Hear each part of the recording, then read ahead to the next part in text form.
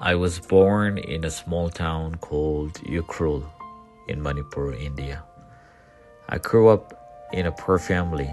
Sometimes we could not afford even the basic necessities of life, but my parents worked tirelessly. Mom provided for us the best she could, and she filled our home with love and discipline. School was never easy for me.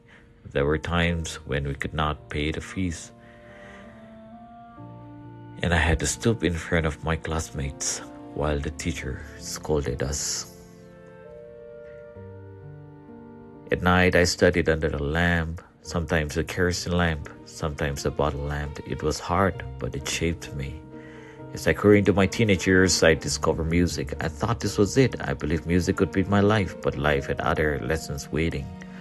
Slowly, under peer pressure, I lost my way, drinking, smoking, chasing things that look exciting but led nowhere. Yet God never gave up on me. When I surrendered my life to Him, He brought me back with grace and direction. Then came a turning point. I had to leave Yukrul for Bangalore. Not everyone believed in me, not even my own family.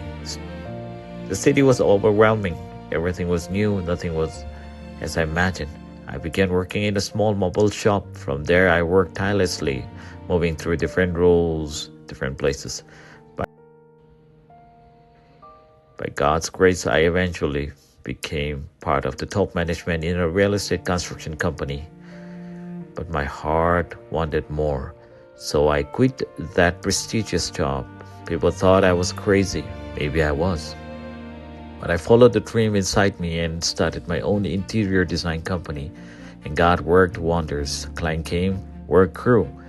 Then life tested me again. I was struck with Bell's palsy. Half of my face was temporarily paralyzed. It shook my confidence deeply. But I didn't stop. I kept going,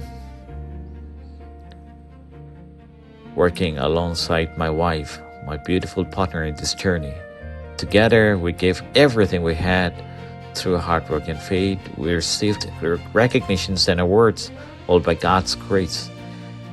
Today, we have ventured into new paths, restaurants, hospitality, and other services.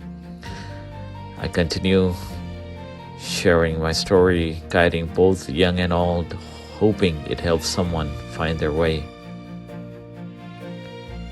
God has also blessed us with a beautiful daughter.